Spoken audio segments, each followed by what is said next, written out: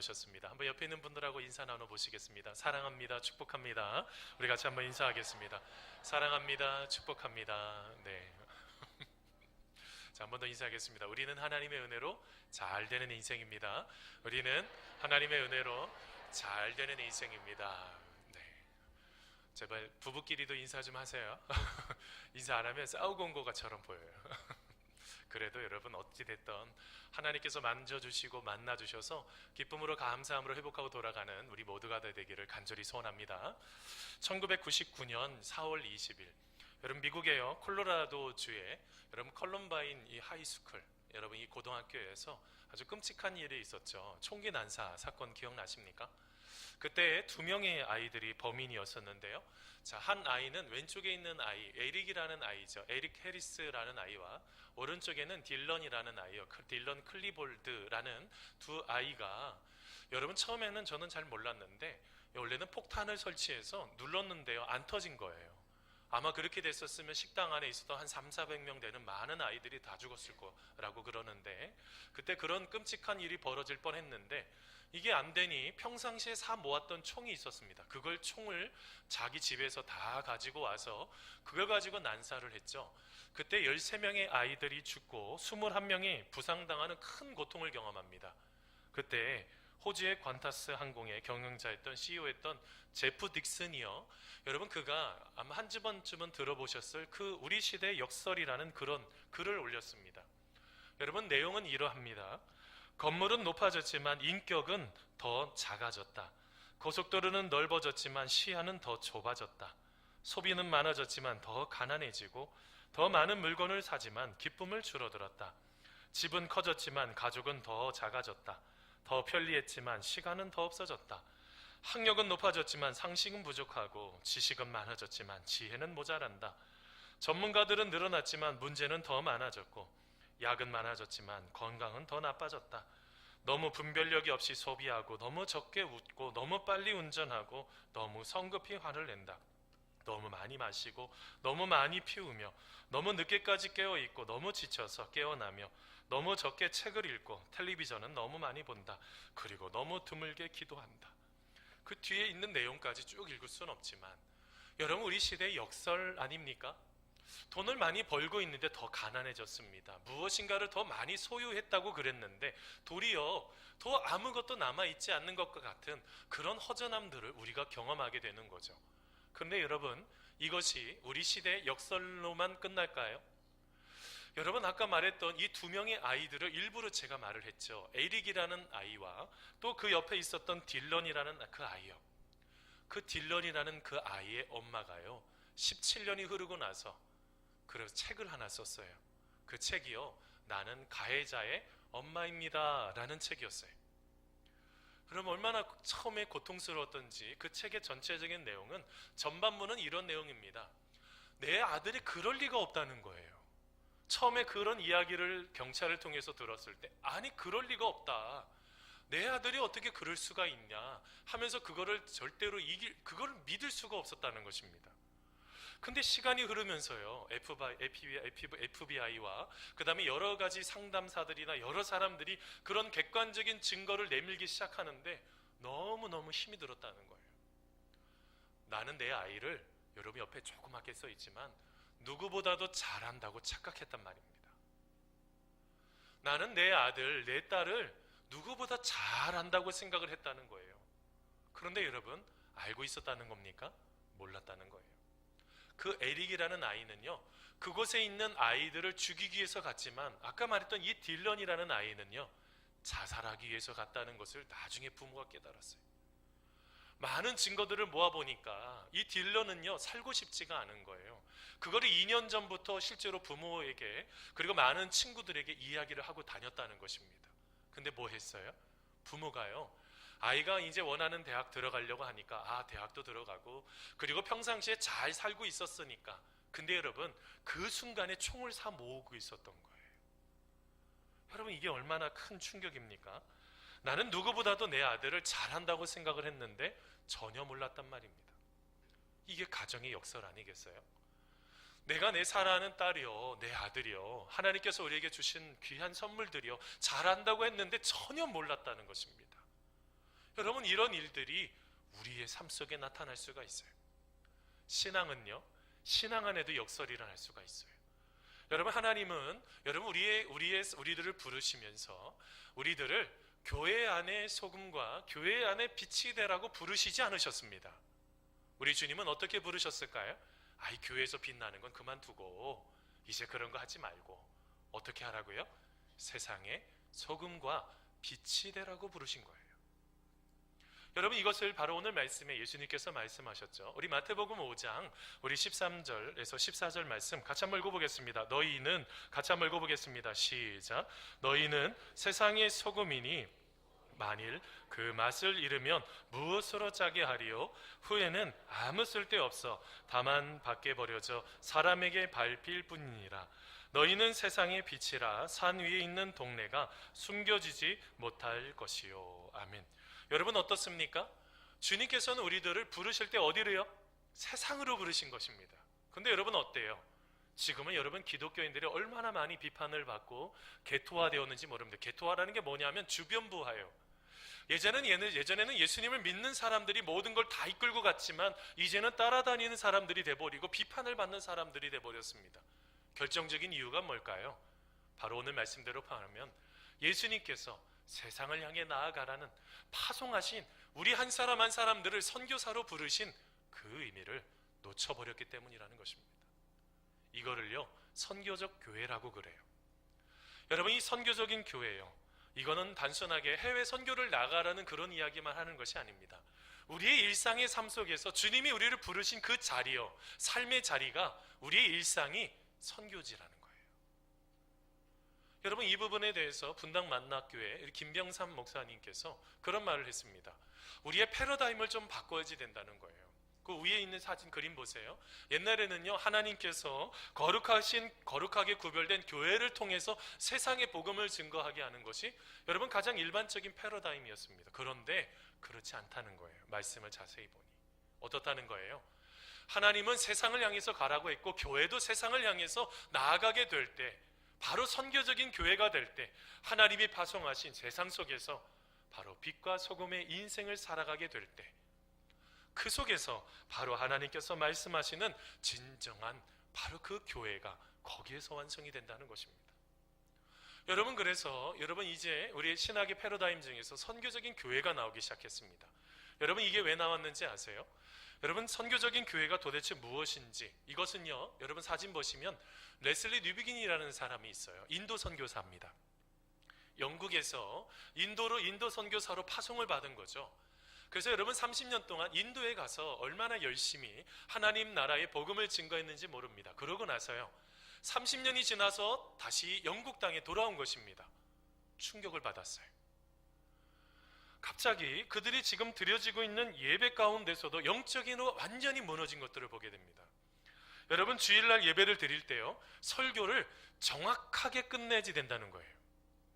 조금 더 길어지면 안 되고 조금만 길어지면 사람들이 막 짜증을 내고 표정 속에서 벌써 벌떡벌떡 일어나려고 하는 사람들이 생겨나는 거예요. 왜 그런지 아세요? 여러분, 그때요, 요리하는 기구가 있어요. 칠면조를 요리하는 기구. 꼭 예배가 끝나면 그 칠면조 요리 고기를 먹었는데 그거를 그 요리 기계에 넣어놨는데 그 시간을 딱 넘어서면 뭐가 타버려요? 칠면조가 타버리는 거예요. 그러니까 어떻게 해요? 목사님, 11시에 시작하시면 12시에 정확하게 끝나셔야지 돼요. 이런 얘기를 목사님들이 수없이 듣다가 설교를 정확하게, 여러분 저도 말씀 증거하지만 하나님께서 말씀 증거하실 때 어떨 때는 또 다른 은혜를 주실 때가 있어요. 이게 하나님의 영감이죠. 근데 여러분, 그거를 스스로가 못하게 만들어 버린 거예요. 이게 여러분 예배가 될 수 있을까요? 벌써 어디에 가 있어요? 그 칠면조요. 그거 먹어야 되겠다는 생각밖에 없는 거잖아요. 여러분, 예배가 실패한 것입니다. 그뿐만일까요? 여러분, 그 당시에 여러분 영국이요, 더 이상 이제는 선교사를 파송하는 나라가 아니라 이제는 도리어 선교지가 돼버린 거예요. 이제 교회가요, 수많은 곳이 술집으로 바뀌어버렸어요. 그리고 여러분, 이슬람 사원에 여러분 팔려버렸어요. 근데 제가 실제로 여러분 그 술집으로 팔려놨던 그 교회요, 나중에 보니까요, 사진에 뭐가 나타나는지 아세요? 막 여기저기 술병이, 교회가 팔려, 그걸 가지고 어떻게 했는지 아세요? 교회에요, 십자가를 그대로 다 달아놓고 그 밑에 술을 팔고 있는 거예요. 데코가 돼버리는 거예요. 여러분, 이런 참담한 시기, 그리고 더 나아가서 가장 큰 문제가 하나가 발견된 거예요. 그게 뭔지 아세요? 한번 따라서 해보세요. 그들의 삶에 변화가 없었습니다. 무슨 말입니까? 우리 주님께서는 세상이 소금과 빛이 되라고 말씀하셨는데 전혀 변화가 없는 거예요. 내가 하나님의 말씀을 잘 알아야지 되잖아요. 하나님의 말씀을 따라서 우리 인생을 잘 살아가야 되는데 삶의 변화가 세상 사람과 하나도 변화가 없는 것입니다. 똑같이 소비 문화에 무너지고 똑같이 개인주의 이기적인 모습이 나타나고, 이게 도대체 예수님을 믿는 사람인가에 대한 고민이 생겨나게 된 거죠. 그래서 여러분, 이 선교적 교회라는 개념이 생겨나게 되었어요. 미국에서도요, 여러분 이것을 가지고 고민하고 미셔널 처치라는 그런 개념들을 만들어내기 시작했습니다. 뭘 말하고 있습니까? 교회는요, 복음을 만났다고 한다면 우리의 가정과 이웃과 이 교회를 벗어나 담장을 넘어서서 타인들을 섬기는 그 섬김의 자리로 나아가셔야 된다는 것입니다. 여러분, 이게 바로 선교적인 교회예요. 여러분, 오늘 말씀에 우리 주님은 너희는 이라는 말씀으로 말씀을 시작하고 있습니다. 너희는 누구일까요? 오늘 말씀의 바로 직전에는요, 팔복이 나와요. 심령이 가난한 자는 복이 있나니, 애통하는 자는 복이 있나니, 온유한 자는 복이 있나니, 이렇게 하면서 8가지의 팔복을 이야기하시고 바로 천국을 경험하는 바로 우리가 우리의 인생 속에 바로 이 선교적인 교회다운 삶으로 살아가려고 말씀하시는데, 어떻게 삶을 살아가야 될지 오늘 말씀을 통해서 함께 고민하려고 합니다. 여러분, 우리의 삶 속에 선교적인 교회로 삶을 살아가려고 하면 어떻게 해야지 돼요? 첫째로요, 한번 따라서 해보세요. 선한 영향력을 가져야지 됩니다. 선한 영향력을 가져야지 됩니다. 자, 오늘 말씀 13절 14절인데요 같이 한번 읽어보겠습니다. 너희는, 같이 읽습니다. 시작. 너희는 세상의 소금이니 만일 그 맛을 잃으면 무엇으로 짜게 하리요? 후에는 아무 쓸데없어 다만 밖에 버려져 사람에게 밟힐 뿐이니라. 너희는 세상의 빛이라. 산 위에 있는 동네가 숨겨지지 못할 것이요. 아멘. 여러분, 한 이야기가 있습니다. 여러분, 고양이가요, 여러분 쥐를 막 쫓고 있었습니다. 막 열심히 쫓으면서 막 잡으려고 하는 찰나에 그만 구멍으로 쏙 들어가 버린 거예요. 참 얼마나 답답했겠어요. 그거 먹어야지 되는데. 근데 갑자기 이 고양이가 갑자기 멍 하면서 갑자기 개소리를 내기 시작하는 것입니다. 그러자 이 쥐가요, 개가 와서 이 고양이를 쫓아냈나 보다 하고 나서 이 쥐가요, 그런가 보다 하고 고개를 쏙 내밀기 시작했습니다. 그때 고양이가 발톱으로 팍 그 쥐를 낚아챘다고 합니다. 그러면서 옆에 있는 고양이에게 이렇게 말했다고 그래요. 야, 요즘 먹고 살려면 적어도 2개 국어는 해야 돼 라고 말했다는 거예요. 여러분, 요즘 살기가 여러분 얼마나 힘든지 몰라요. 1개 국어도 어려운데 2개 국어를 하려고 그러면 2개만요? 요즘 친구들 보면요, 젊은 친구들 보면 얼마나 많은 스펙을 쌓아야 되는지 몰라요. 열심히 밤마다 공부해야지 되고 무엇인가를 해야 되는 거죠. 참 힘든 삶을 살아갑니다. 그런데 여러분, 우리의 마음속에서는 그러할지라도 어떤 영향력을 끼치는 자리에 우리 누구는 다 가고 싶은 마음이 있단 말입니다. 누군가에게 영향을 끼쳐서 함께 무엇인가를 이루고 싶은 그런 마음들이 있죠. 여러분, 어떠하십니까? 여러분, 그러면 영향력을 끼치려고 하면 어떻게 해야지 돼요? 여러분에게 같이 여러분 끌려오고 존경의 마음을 가지고 함께 살아가려고 하면 여러분 어떻게 해야지 돼요? 여러분, 크리스 와이드너가 있습니다. 영향력이라는 저 책을 썼는데요, 여러분 저 책에 보면은요, 아주 황금과 같은 4가지가 있을 때 영향력을 끼치는 사람이 된다고 합니다. 먼저는요, 첫 번째는요, 다른 사람들에게 모범이 되는 도덕성을 갖고 있어야지 된다고 그래요. 도덕성이 있으셔야지 됩니다. 여러분, 도덕성이 뭡니까? 다른 사람에게 여러분 함부로 말을 하고 욕을 한다든지, 여러분 지금 갑질의 문제가 여러분 얼마나 심각해요? 이제는 갑질 계속 하시면 쫓겨나십니다. 그 직장에서. 어느 선까지를 가르치려고 하는 그 마음이 느껴지지 않으면 위험할 수가 있어요. 뭘 말하고 있어요? 도덕성이요. 그리고 두 번째로요, 긍정적이고 낙천적인 태도를 갖고 있으셔야지 돼요. 매번 안 된다고 그러면 사람들이 주변에서 사라진다는 거예요.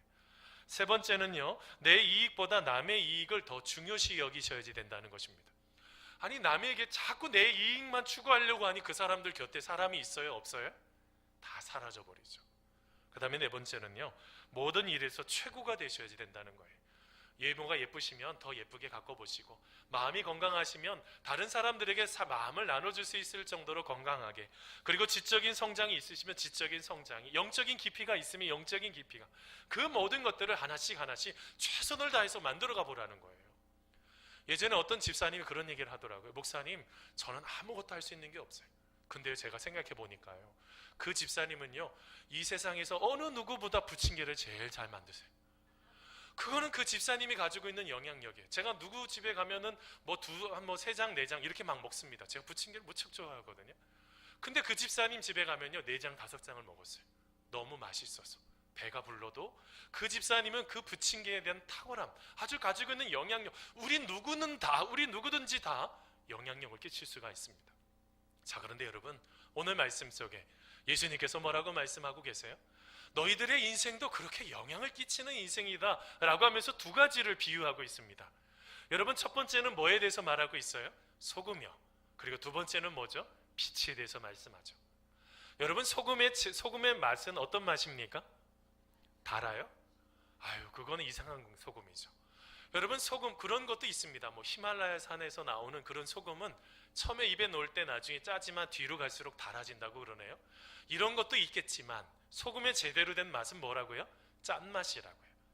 여러분, 그 부분에 대해서 여러분 마가복음 9장 50절에 이렇게 말씀했습니다. 같이 한번 읽어보겠습니다. 소금은, 같이 읽습니다. 시작. 소금은 좋은 것이로되 만일 소금이 그 맛을 잃으면 무엇으로 이를 짜게 하리요? 너희 속에 소금을 두고 서로 화목하라 하시니라. 아멘. 여러분, 소금은 맛은 진정한 맛은 짠맛이죠. 이것을 가지고 뭐 하는 거예요? 간을 내는 겁니다. 맛이 나게 하는 거죠. 하나님은 우리들 한 사람 한 사람들이 어느 모임에 가든지 누군가를 만났을 때 맛이 나는 인생으로 우리들 한 사람 한 사람 부르신 거예요. 나만 뜨면 다른 사람들이 다 도망가. 이게 조금 기도가 필요한 부분이에요. 다시 우리의 삶 속에 무엇인가를 고민해 볼 필요가 있는 거죠. 뭘 말하고 있습니까? 소금의 또 다른 역할은 뭐예요? 방부제죠. 썩지 않게 만드는 것입니다. 소금을 아예 안 드시면 위험하세요. 왜 그래요? 여러분, 이 소금을 통해서 여러분 부패하지 않고 그것이 썩지 않게 모든 피가 잘 돌아갈 수 있도록 만들어가는 게 소금의 역할이에요. 정량은 드셔야지 되는 거예요. 뭘 말하고 있어요? 우리의 삶 속에 여러분, 이 소금이라는 것은 많은 영역 가운데 필요하다는 거죠. 영향력입니다. 여러분, 빌 할베스 목사님이요, 예수를 전염시키는 사람들의 책에는 이걸 가지고 또 다르게 번역을 했어요. 여러분, 이 소금이라는 것을 이렇게 번역합니다. 한번 따라서 해보세요. 소금이라는 게 도대체 뭐냐? 갈증을 유발하는 것이다. 소금이 뭐라고요? 오늘 말씀에 나타나는 소금은요, 갈증을 유발한다는 거예요. 누가 갈증을요? 예수님을 믿지 않는 다른 사람들이 예수님을 믿는 사람들을 보면서, 와, 나도 같이 하나님을 믿고 싶다. 너 어떻게 예수님을 믿어서 이렇게 달라졌어? 나도 마음속에 예수님을 믿고 싶다. 여러분, 이런 갈증들을 일으키는 것이 바로 이 소금의 역할이라는 거예요. 뭘 말하고 있어요? 영향력이요. 우리 모두는 다 영향을 끼칠 수 있는 사람이라는 것이죠. 여러분, 그뿐만이 아니라 우리는 또한 예수님께서 뭐라고 말씀하셨어요? 빛이다 라고 말씀하셨어요. 여러분, 빛은 어떨 때 쓰이는 것입니까? 모든 것이 어두워요. 캄캄해요. 앞에 무엇인지 아무것도 보이지 않습니다. 그런데 빛이 딱 있으면 어떻게 해요? 희미한 빛일지라도 앞에 장애물이 있구나, 이렇게 피해서 가야지, 내가 이쪽으로 가야지, 이것을 결정할 수 있는 게 바로 빛이잖아요. 그런데 오늘 말씀의 빛은요, 나 스스로 빛나라고 말씀하시는 빛이 아니에요. 여러분, 누군가는 빛이 나는 것에 대해서 자꾸 이렇게 생각을 해요. 마치 돈을 많이 갖고 있고 내가 어떤 명예가 있으면 빛나나요? 아니죠. 사람들이 더 미워할 수도 있어요. 어떨 때 빛나는 거예요? 아주 겸손하고 아주 모든 것들을 다 어떨 때는 하나씩 비워서 누군가를 섬길 때 진정한 빛이 나는 것입니다. 근데 여러분, 오늘 말씀 속에 말하는 이 빛은요, 자기 스스로의 빛이 아니라, 여러분, 진정한 빛은 누구세요? 예수님이시죠. 여러분, 예수님께서 요한복음 8장 12절에요 이렇게 말씀하셨습니다. 나는 세상의 빛이니 나를 따르는 자는 어두움에 다니지 않고 생명의 빛을 얻으리라 라고 말씀하셨어요. 뭘 말하고 있어요? 우리가 예수님을 철저하게 의지하고 예수님을 철저하게 빛 대신 예수님을 발견할 때 우리도 그것을 통해서 빛이 나는 인생이 된다는 거예요. 이걸 가지고요, 유진 피터슨이라는 여러분 영성학자가 이걸 가지고 이렇게 표현을 했어요. 아주 아름답게 표현했는데, 우리는 모두 이 세상에 하나님의 색깔을 나타내는 바로 그 빛입니다 라고 말했어요. 무슨 말이에요? 우리가 하나님께서 주시는 그 빛을 통해서 빛이 나는 인생이죠. 빨주노초 파나 뭐요, 각자 가지고 있는 모든 색깔이 다 다른 것입니다. 그런데 여러분, 이 색깔이 묶어져서 뭐가 되어요? 아름다운 무지개가 되는 거죠. 아주 아름다운 색깔을 내는 거예요. 뭘 말하고 있습니까? 다른 사람에게 빛을 비춰주는 그런 영향력 있는 사람으로 우리들 한 사람 한 사람들을 부르셨다는 거예요. 여러분, 우리가 신앙생활을 하면서 바로 이렇게 하나님은요, 누구든지 영향을 끼칠 수 있는 사람으로 우리를 붙들어 주셨어요. 그뿐만 아니라 그렇게 삶을 살아갈 수 있도록 우리와 함께하고 계신다는 것입니다. 여러분, 미국에요, 여러분 LA 다저스라는 메이저리그에서 한 팀이 있습니다. 제가 참 좋아하는 유현진 선수가 그 팀에 있죠. 근데 여러분, 그곳에서요, 아주 어떻게 보면 1번으로 제일 먼저 던지라고 하면 제일 먼저 던져야 되는 그런 선수가 있죠. 바로 클레이튼 커쇼라는 선수가 있습니다. 여러분, 그분이 여러분 어떻게 그의 인생 속에 빛이 나는 인생으로 살고 있는지 잠깐 영상을 통해서 보려고 합니다. 우리 영상 같이 보겠습니다. LA 다저스 구장에선 해마다 크리스찬 페이스데이란 행사가 열리는데요. 커쇼는 다른 크리스찬 선수들과 함께 이 행사에 참여해 자신의 간증을 나눕니다. 자신의 영향력을 기꺼이 하나님의 일에 쓰고 있는 것이죠. So when I think of influencing people, I think the first thing I think of is actions, because it's one thing to talk about Christ, it's one thing to profess your Christianity and say you're a believer. They're going to learn by your action. 하나님을 위한 선한 영향력. 이를 위해 커쇼는 2011년 커쇼 챌린지란 비영리 단체를 설립하고 팬들과 함께하는 다양한 행사를 주도했습니다. 다채로운 행사에 참여한 커쇼의 팬들은 나눔과 기부를 실천하고 스스로 선한 영향력의 주인공이 되는 기쁨을 누리죠. I guess long story short, my goal is for however long the Lord lets me play baseball is to continue to be as strong a Christian athlete as I possibly can. You know, whether I continue to have success or whether I'm hurt or whether I'm failing or not pitching as well as I would like, that no matter what, people can see Christ through me and how I go about it. 그의 선행은 야구장 밖을 넘었습니다. 시작은 아내와 함께 후원한 아프리카의 한 소녀 호프였습니다. 그가 후원하는 아이는 점점 늘었고 급기야 잠비아에 그 소녀의 이름을 딴 보육원 호프의 집을 세웠습니다. 커쇼는 시즌이 끝나면 해마다 이곳에 머물면서 하나님의 청지기로서의 기쁨을 누립니다. 여러분, 뭘 말하고 있습니까? 하나님은요, 우리 모두 가지고 있는 어떤 영향력을 가지고 누군가를 섬기기를 원하신다는 거예요. 우리 지난주에 여전도에 우리 연합회 헌신예배 있었죠. 그때 우리 목사님 오셨습니다. 목사님하고 같이 얘기를 쭉 나누는데 강사 목사님이 그런 얘기를 하시는 거예요. 보고 너무 평상시보다 더 말라 보여서, 아니 목사님, 요새 그 미세먼지도 많고 날도 추운데 어떻게 건강을 관리하세요? 그랬더니 1시간 동안 무조건 뱅글뱅글 돈다는 거예요. 그 근처를 먼지가 있던 뭐 그냥 춥던 그냥 무조건 나간다는 것입니다. 제가 그 말을 듣고 어떻게 했을까요? 지난 주간에 춥던 미세먼지가 있던 뱅글뱅글 돌았습니다. 무슨 말인지 아십니까?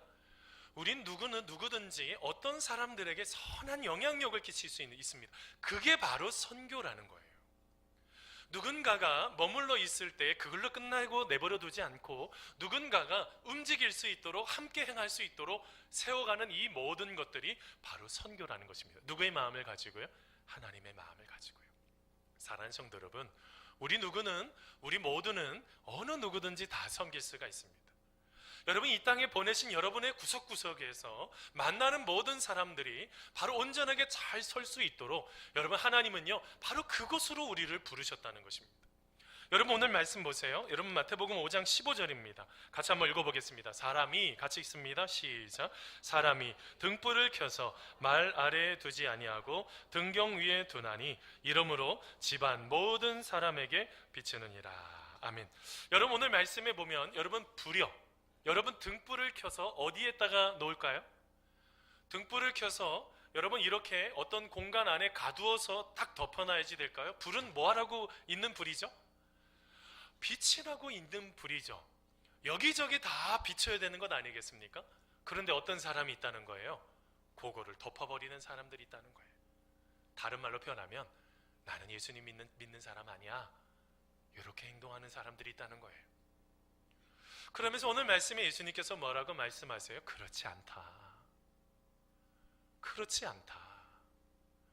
여러분 오늘 말씀의 14절을 보면, 앞부분에 있는 말씀에 보면요, 빛은 산 위에 있는 모든 동네들을 다 비치고, 그 다음에 조금 전에 읽었던 15절 말씀에 보면 또 누구에게도요, 집 안에 있는 모든 사람들에게도 빛이 비춰져야지 된다는 것입니다. 빛의 역할은 뭘까요? 여기저기 다 드러내는 거죠. 여기저기 다 드러내서 어떻게 하는 것입니까? 하나님 앞에 영광 돌리는 삶으로 살아가는 것이 바로 그 빛의 역할이라는 거예요. 여러분 알고 계세요? 여러분이 처한 그곳에 하나님이 부르셨어요. 지금 여러분이 함께 있는 그 가정이요, 자꾸 남의 가정이 더 좋아 보이고 행복해 보이고 아주 좋아 보인다라고 생각을 하면서 남의 가정만 동경하라는 것이 아니라 우리의 가정 안에서도 주님의 빛이, 여러분이 직장 생활 속에서 만나는 많은 사람들이요, 내가 부려먹는 사람이 아니라, 내가 진짜로 욕하는 그런 위에 있는 사람이 아니라, 내가 어떤 권력을 유지하기 위해서, 내 능력을 유지하기 위해서 그것을 유지하는 것이 아니라, 하나님께서 우리에게 사랑을 주셔서 내가 그 사랑을 먼저 맛보니 내 옆에 있는 형제 자매들과 같은 그 사람들, 어떤 마음이 들까요? 긍휼히 여기는 마음이 들죠. 긍휼히 여기는 마음이 들다 보니 그 사람을 어떻게 해요? 돕는 과정까지 나가는, 이게 바로 선교라는 거예요. 우리 누구든지 할 수 없는 사람은, 여러분 아무것도 할 수 없다라고 말할 수 있는 사람은 아무도 없습니다. 여러분 뭘 말하고 있어요? 우리가 가지고 있는 것 속에서 우리 주님께서 그곳에 우리를 부르셨다는 것을 우리가 놓쳐서는 안 된다는 것입니다.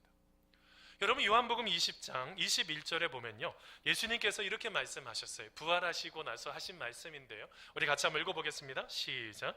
예수께서 또 이르시되 너희에게 평강이 있을지어다. 아버지께서 나를 보내신 것 같이 나도 너희를 보내노라. 아멘. 여러분 오늘 말씀에 잘 보세요. 하나님 아버지께서 누구를 보내셨어요?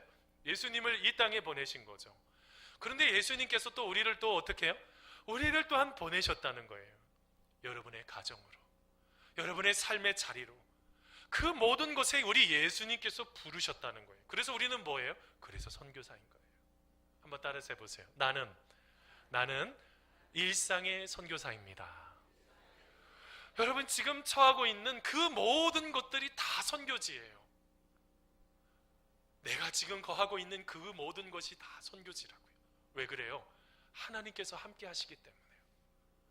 여러분 모든 것에 하나님이 함께 하시잖아요. 좋을 때만 하나님께서 함께 하시는 게 아니라요, 눈물 나고 이거 빨리 그만두고 때려치고 싶고 힘들어서 막 끙끙거리고 하는 그 자리도 선교지라고요. 여러분 이걸 뭘 말하고 있는 것입니까? 우리가 그래서요, 내 힘으로는 안 돼요. 선교는 누가 도와주셔야지 돼요? 선교의 주체는 누구일까요? 하나님이신 거예요. 여러분 단기 선교나요, 비전 트립을 나가면요, 참 좋은 것도 있습니다. 그런데 여러분 힘들 때도 있어요. 왜 그럴까요? 여러분 영적인 일들 가운데 그곳에서 복음이 증거되기 시작을 하는데 어떡한 악한 사탄 마귀가 그냥 두겠어요. 그래서 여러분 둘 간에 막 갈등도 일어나고 어떨 때는 힘든 것도 있고 몸도 아플 때가 있어요. 근데 여러분 선교의 가장 큰 묘미는 뭔지 아십니까? 내가 하는 것이 아니구나. 내가 가지고 있는 지식으로, 내가 가지고 있는 어떤 물질로, 내가 가지고 있는 어떤 능력을 하는 게 아니구나. 이걸 깨닫는 게 바로 선교라고요. 그들을 도와주러 갔어요. 우리보다 좀 연약한 가족들, 그런 사람들 만나서, 몽골 땅도 마찬가지, 아주 어렵잖아요. 근데 그 사람을 도와주러 갔는데 나중에 보니까 내가 도움을 도리어 받고 있는 거예요. 왜 그럴까요? 그게 성령님의 역사이기 때문에 그래요. 여러분 왜 우리 안에 자꾸 은혜가 사라져 버릴까요? 지금 내가 내 힘으로 한다라고 해서 그래요. 교회 일도 왜 이렇게 힘드세요? 여러분, 힘든 이유가, 결정적인 이유가 뭐예요? 내가 하려고 하니까 힘든 거예요. 누가 도와주셔야지 되는데요, 하나님이 도와주셔야지. 여러분, 우리가 여러분 에베레스트 올라갈 때 여러분 잘 보시면요, 여러분 한 번에 그냥 쭉 그냥 올라가죠? 아니에요. 어떨 때는요, 제1 캠프, 제2 캠프 이런 거를 만들어 놓는다고요. 왜 만들어 놓을까요? 올라가다가 지치니까, 너무 힘드니까 그 1캠프에서 먼저 좀 쉬고, 또 한참 올라가다가 또 2캠프에서 쉬고, 그러면서 이제 정상까지 쭉 올라가는 것 아니겠습니까? 여러분, 뭘 말하고 있어요? 우리가 예배를 통해서 하나님을 잘 은혜롭게 하나님을 만나는 그런 은혜가 있으셔야지 돼요. 그 힘을 가지고 이 세상 속에서 힘들고 부딪히고 상처받고 갈등도 일어나고 어려움이 일어나지만, 우리 주님께서 주신 그 힘을 가지고 한 걸음 한 걸음, 또 다시 힘들어서 내가 놓치고 있었는데 또 주일날 내가 하나님께서 주시는 그 은혜를 가지고, 우리 성령님께서 역사하시는 그 은혜를 가지고 또 한 걸음 한 걸음. 사랑하는 성도 여러분, 하나님은요, 우리들 한 사람 한 사람들을 부르셨는데 바로 예배를 통해서 그 은혜를 얻고, 그리고 우리가 처한 그 삶의 자리 가운데로 우리 주님께서 부르신 여러분 선교사라는 것입니다. 사랑하는 성도 여러분, 우리가 이것을 놓치지 않는 여러분 우리가 되기를 간절히 소원합니다. 마지막으로 한 가지 더 보려고 하면요, 그럼 어떤 선교적인 교회가 되려면 어떻게 되느냐, 한번 따라서 해보세요. 이웃을 섬기는 착한 행실이 나타나야 됩니다.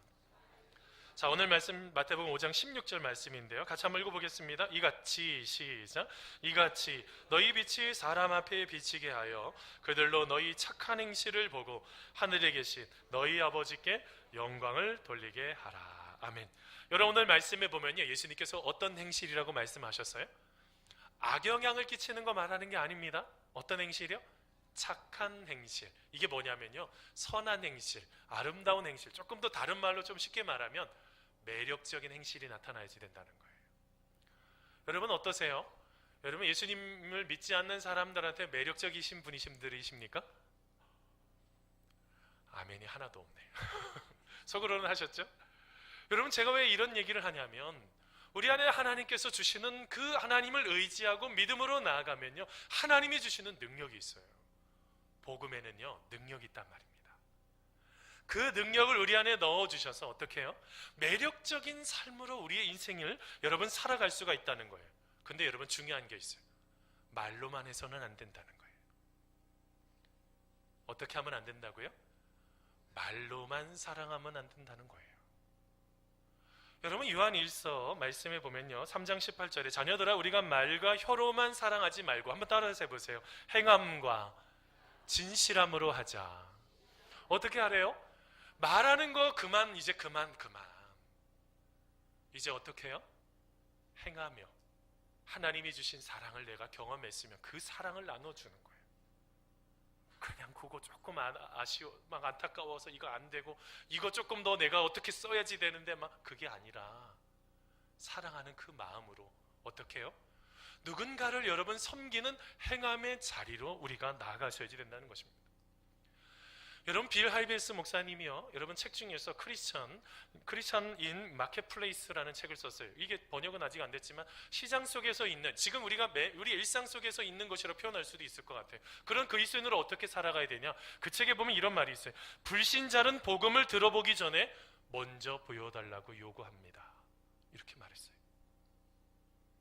야, 너 나 사랑한다며.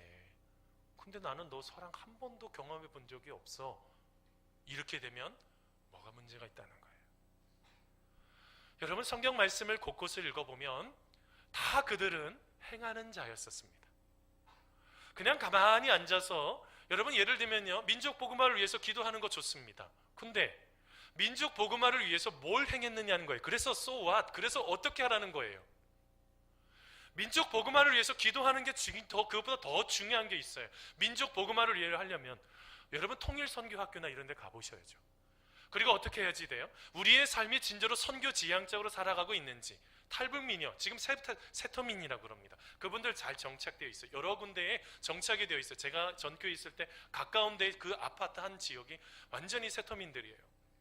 그들도 초청해서 같이 예배도 드리고, 여러분 그들을 위해서 진짜로 무엇인가를 행했느냐라는 거예요. 행하지 않고 무엇인가를 사랑한다는 것, 그게 진실이 아니지 않습니까? 입으로 하는 것은 거짓입니다. 그거는 더 이상 의미가 없어요. 뭘 말하고 있습니까? 우리가 가장 중요한 것은 우리의 마음에 있는 그 마음 속에서 국률의 마음으로 누군가를 사랑할 수 있는 그것이요. 여러분 사도행전 10장에 보면요, 고넬료 있죠. 이방인이었습니다. 여러분 이방인 백부장이죠. 근데 여러분 고넬료가 여러분 어떤 놀라운 일들이 일어났어요. 예수님을 만나고 나서 그가 뭘 합니까? 하나님 앞에 기도하기 시작하는 거예요. 그가 기도 응답이 상달이 됐어요. 근데 그거 말고 또 하나가 있어요. 우리 읽어봐야 될 것 같아요. 사도행전 10장 4절입니다. 같이 한번 읽어보겠습니다. 고넬료가 시작. 고넬료가 주목하여 보고 두려워 이르되 주여 무슨 일이니까? 천사가 이르되 내 기도와 구제가 하나님 앞에 상달되어 기록하신 바 되었으니 기억하신 바가 되었으니. 뭐가 기억이 됐다는 것입니다. 기도요? 기도는 당연히 우리가 일반적으로 잘 알지 않습니까? 하나님 앞에 기도해야 되는, 하나님 앞에 상달이 되고 응답이 된다는. 근데 그거 말고 하나가 더 있었습니다. 그게 뭡니까? 구제요. 근데 여러분 이 구제가요, 돈을 많이 사람들에게 나누어 줬다는 그런 의미가 아니에요. 이 의미는 구제 행위를 수반하는 그런 것들이 자꾸 수행하는, 한번 따라서 해보세요. 자비로운 마음.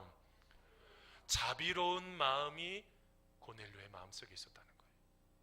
딱 보니 자기가 데리고 있는 군사들이, 딱 보니 다른 이웃들이 먹을 것이 없네. 근데 내가 무엇인가를 먹고 보니까 돈이 주머니에 보니까 5,000원이 있는 거예요. 그래서 그 병사에게 불러서 빨리 가서 밥을 좀 사 먹고 와. 뭘 말하고 있어요? 국률이 여길 수 있는 마음이 이 마음에 먼저 있었다는 것입니다. 아파 죽겠다고 그러는데 모른 척하지 않았다는 거예요. 여러분 이걸 뭘 말하고 있어요? 우리가 무엇인가를 살아가는 데 있어서 매튜 엘리오 목사님이 말했던 이런 것이 필요하다는 거예요. 예수님을 믿는 사람들은 선해야 될 뿐만 아니라 선을 행해야 합니다 라는 거예요. 여러분 독일에 여러분 한 건축 인부가 있었습니다. 이 건축 인부가요, 열심히 일을 하다가 어느 날 말씀을 읽어야 되겠다. 근데 식사하고 나서 그 시간밖에 없는 거예요. 쉬는 시간. 그래서 이분이 일찍 가서 밥을 먹고 왔습니다. 밥을 먹고 매번 성경책을 읽기 시작했어요. 그러고 나서 시간이 흐르는데 갑자기 말씀을 읽는데 하나님께서 그 사랑을 나누어 주어라 라는 마음을 자꾸 주시는 거예요. 그래서 여러분 이 인부가 어떻게 했냐면, 어떻게 하면 사랑을 나누어 줄까 보니까요, 사람들이 그 흙 묻은 상태로 그냥 여기저기 벗어놓고 옷도 그렇고 여러 가지 공구들을 아무데나 막 놓고 가는 거예요. 이 인부가요 마음속에 내가 저 일을 해야 되겠다. 다른 사람 다 가고 나면 이분이 뭘 하기 시작하냐면 신발을 들어서 흙을 하나씩 털기 시작합니다. 여기저기 흙 터져 있던 공구들을 다 제자리에 갖다 놓고 모든 장비들을 아주 깨끗하게 다 정렬을 해놓기 시작했어요. 처음에는요 사람들이요 누가 하는 거야? 누가 하는 거야? 라고 하다가 어떻게 됐는지 아세요? 그 인부가 하는 것을 알게 되었어요. 그러면서 나중에 어떻게 되었는지 아십니까? 이제 그분이 이제 빨리 식사하고 나서 쉬려고 하면 다른 사람들이 한 사람, 두 사람씩 모여들기 시작하는 것입니다. 나도 같이 읽읍시다. 나도 성경책 같이 읽읍시다. 그러면서 나중에 어떻게 돼요? 예수님을 믿겠다고 하는 사람들이 생겨나기 시작했다는 거예요. 리빙스턴도 그랬습니다. 여러분 리빙스턴이 선교하고 있을 때 많은 사람들이요 진실한 선교사라는 평가와 아니다 사기꾼이다라는 평가가, 두 평가가 동시에 나타나기 시작했습니다. 근데 여러분 어떤 기자가요, 불신자예요. 예수님 믿지 않는 사람이죠. 아주 몰래 잠입을 해가지고 어떻게 하는지를 지켜보기 시작했던 거예요. 근데 여러분 시간이 흐르면서 어떻게 됐는지 아십니까? 그 기자가 이런 말을 했어요.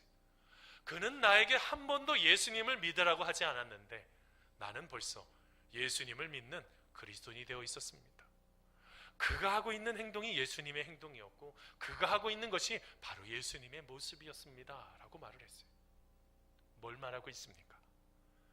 여러분 우리들 한 사람 한 사람들 선교사로 불러주셨지만 또 하나 예수님의 모습을 아주 하나씩 닮아가는 작은 예수로 불러주셨다고요. 예수님의 모습이 나타나셔야지 됩니다. 그렇게 우리의 모든 것들을 하나씩 나타나게 될 때 말로 하는 게 아니고요, 누군가 어렵다고 하면 돕는 거예요. 목말라는 사람에게 물을 사줄 수도 있습니다. 힘들고 고통하는 사람들에게 감기약 사줄 수 비싸지 않지 않습니까? 어려워하고 고통하는 가운데 있는데 속 아파 죽겠다고 할 때 여러분 그 속에서 소화제도 사줄 수도 있잖아요. 어느 누구든지 다 섬길 수가 있습니다. 그게 하나님의 사랑이고요, 그게 바로 선교라는 거예요. 여러분 책 중에서 여러분 이노베이터의 탄생 토니 와그너가 지은 책 중에 여러분 이 책에도 그런 이야기가 나옵니다. 세상을 바꾸는 것 어디서부터 시작되느냐라고 표현하면 세상은 당신이 무엇을 얼마나 알고 있는지에 관심이 없습니다. 오로지 당신이 그 아는 것으로 남을 위해 무엇을 할 수 있는지에 관심이 있을 뿐입니다 라는 말을 했어요.